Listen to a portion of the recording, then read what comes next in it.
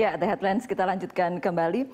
Bang Don, sudah ada Prabowo dan Hatta, figur sudah lah pokoknya, tinggal kurang satu. Tetapi kemudian kalau kita mau memenangkan Pilpres kan juga harus ada mesin partai, mesin politiknya. Iya, mesin politik. Tapi kembali lagi kepada figur, saya tertarik dengan apa yang dikatakan oleh Mas Bambang. Karena sudah ada postur lawan kan nih Mas Bas.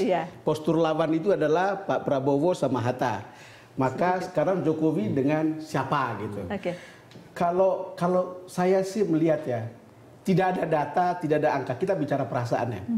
Rasa-rasanya ketika Pak SBY tidak lagi menjadi penguasa karena tidak boleh oleh undang-undang, orang berpikir tentang sebuah new hope, new age gitu ya. Dan itu siapa yang bisa gitu? Bisa dari segi konsep mungkin Prabowo Hatta gitu, bisa juga dari segi dari Jokowi dengan siapa gitu. Orang yang paling bisa memenuhi harapan-harapan baru yang setelah 10 tahun kita lihat, oh sampai di sinilah kita gitu. Ada nama baru nggak kira-kira? Ya tidak ada nama baru di luar itu sampai sekarang. Jokowi adalah nama baru. Jokowi nama barunya, calon wakilnya tidak ada Abraham yang baru Samad di situ. nama baru. Nama baru, iya oke. Tapi JK bukan nama baru. Apa kata PDI Perjuangan? Iya, yang pertama bagi PDI Perjuangan secara kuat ideologis tentu kami tidak mungkin mendikotomikan pemimpin-pemimpin bangsa yang akan dipilih ini berdasarkan perbedaan suku, agama, profesi dan sebagainya. Kami selesai soal itu. Bagi kami seorang pemimpin dipilih itu karena kompetensinya, bukan karena sukunya, bukan karena agamanya, bukan karena profesinya, bukan karena asal daerahnya. Kalau itu prinsip. Termasuk juga kita tidak mendikotomikan usia tua muda, tetapi bahwa secara teknis politik kita harus mengkalkulasi soal elektabilitas itu ya. Sehingga oleh karena itu kalau berbicara tentang siapa cawapres dengan kriteria apa yang akan disandingkan untuk Pak Jokowi, percuma bagus-bagus nggak terpilih gitu. Yang pertama adalah figur tersebut harus menambah faktor elektabilitas dan memastikan kemenangan. Dari beberapa survei nih, Bung Bas, faktor wakil presiden ini itu tidak menambah elektabilitas sejauh ini. Kriteria ini satu tarikan nafas. Jadi ketika kami menentukan cawapres, ini juga akan terkait tentang bagaimana kami akan menyusun dan menyelenggarakan kekuasaan pemerintahan negara. Itu oleh karena itu selain dia memastikan kemenangan bagi pasangan Pak Jokowi, dia juga harus mampu memastikan akan menjadi duet presiden dan wakil presiden menjadi kepemimpinan duit tunggal dalam rangka menjalankan pemerintahan yang solid, bersih dan efektif.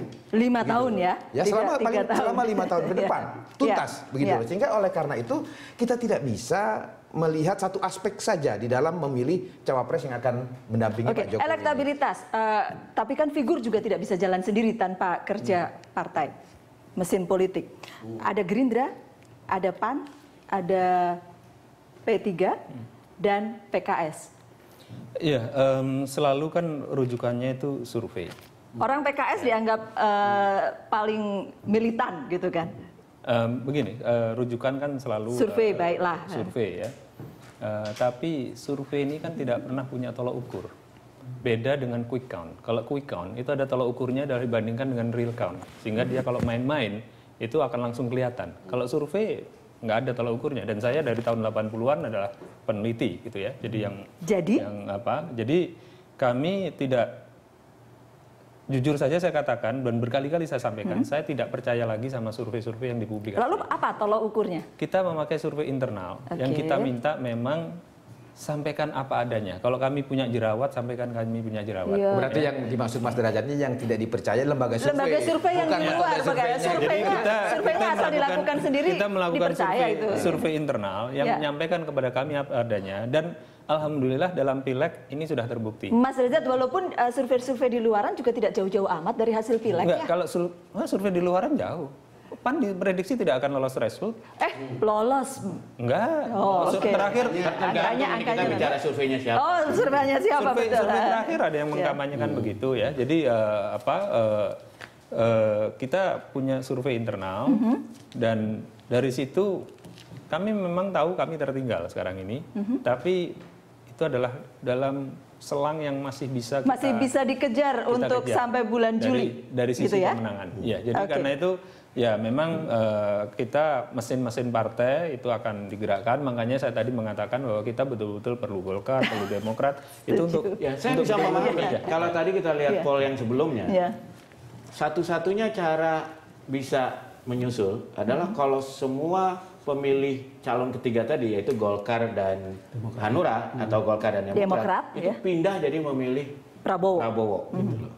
Jadi kalau itu baru dia bisa melakukan. Nah, sekarang masalahnya kalau belum ada survei kalau dua calon itu pemilih Golkar itu lari kemana? Pemilih Demokrat akan ada hasil survei yang menarik, Mas Bambang. Jadi waktu sebelum Pileg pencoblosan itu kami melakukan survei internal tentang Pileg dan Pilpres. Menariknya dari semua partai politik yang kita survei, pemilih partai-partai lain di PDI Perjuangan dalam Pileg mereka akan memilih pada pilihan partai yang sudah mereka tentukan. Tetapi dalam Pilpres sebagian pemilih partai-partai politik yang lain itu akan memilih Pak Jokowi. Nah, angkanya rata-rata di atas 50%. Ini menarik sekali gitu. Jadi yang kemarin Pileg milih partai partainya Pak Derajat, partai Golkar. Kalau itu jelas ceritanya karena memang figur kan yang dipakai. Betul. Dan saya termasuk yang ragu juga dengan hasil survei, tapi faktanya Mas Derajat banyak yang cukup akurat. Kita ini berkali-kali berhubungan dengan lembaga survei. Ketika mereka tanya figur, karena figur kan sudah dikenal. Figur itu kita yang siarkan ke publik. Lalu mereka tahu bahasa tubuhnya seperti apa, lihat omongannya kayak gimana, kalau dia marah seperti apa, kalau dia tertawa seperti apa. Dan itu semua mempengaruhi cara mereka memilih gitu. Jadi saya bisa sampaikan satu contoh ya. Ada caleg itu karena survei kami itu per dapil. Nah, ini bukan caleg, maksud saya ini capres. Ini contoh saja. Survei kami itu per dapil.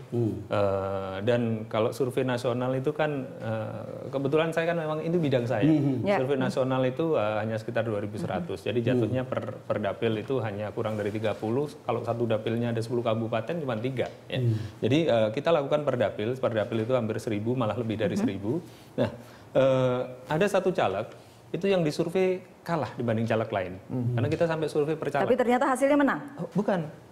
Caleg ini kemudian karena saking keselnya, dia datangi si surveyor ini. Ini caleg kita, datangin dan minta dibuka samplingnya itu di mana saja. Ternyata baru ketahuan samplingnya itu hanya di wilayah tertentu. Jadi padahal ini adalah internal yang sudah kita wanti-wanti. Sehingga tapi kita tidak bicara survei ya. Kita bicara bagaimana memenangkan. Bukan, karena survei itu menjadi ukuran untuk melakukan propaganda. Kami melihat survei sekarang ini bukan survei yang objektif. Ya, tapi kan sah-sah saja kalau misalnya tempatnya Pak Jokowi ataupun tempatnya Pak Prabowo mengatakan survei A yang tapi menguntungkan. apa kita akan membiarkan masyarakat itu ditipu oleh lembaga-lembaga survei yang hanya cari makan dan cari kaya. Baik. Iya. Kita sudah hampir sampai di bagian akhir. Boleh saya dapatkan closing statement-nya dari Bung Bas? Iya, pertama kami mengucapkan selamat seandainya Pak Prabowo dan Pak Hatta sudah resmi mendeklarasikan diri sebagai pasangan capres dan cawapres. Kita tinggal tunggu bagaimana sikap Golkar dan Partai Demokrat dan Hanura.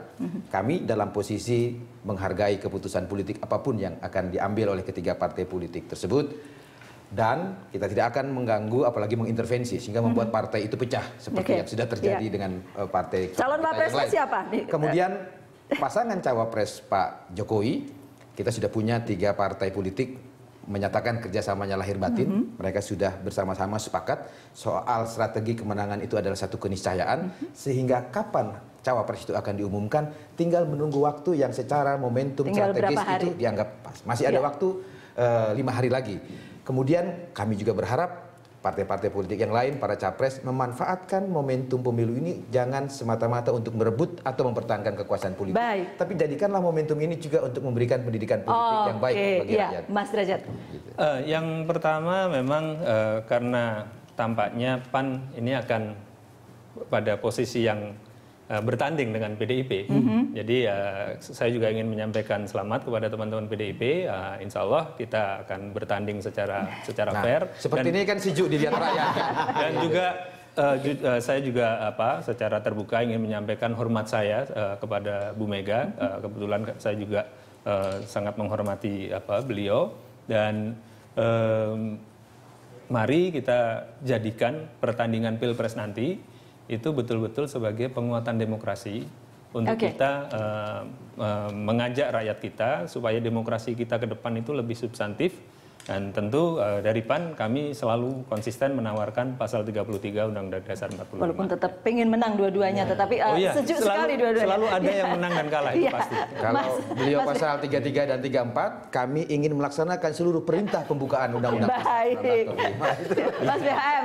Ya, kalau saya sih menariknya begini, ini kan pertandingan antara setelah kita 15 tahun bereformasi, ya, ini kan pertandingan antara 16 figur tahun ya, Mas, ya? yang masih di sebelum reformasi, orang-orang sebelum reformasi, dengan kelompok yang kalau figur Jokowi itu kan produk reformasi, dia mulai dari wali kota, jadi gubernur, dan sekarang mencalonkan presiden, nggak pernah terlibat Orde Baru dan sebagainya. Jadi ini adalah satu pertarungan, apakah kita akan kembali ke Orde Baru? Ya, karena itu terjadi juga di negara-negara Eropa Timur. Ya, setelah berapa tahun yang mantan-mantan partai komunis itu ada juga yang menang gitu. Ya. Tapi ada negara yang mereka melanjutkan reformasi itu ke tahap 2. Nah, kita lihat sebenarnya pertarungan masyarakat yang lama kita akan di mana. yang generasi baru. Bang Don. Ya, sebagai orang televisi seperti kamu, kita akan menonton kayak setengah sandiwara.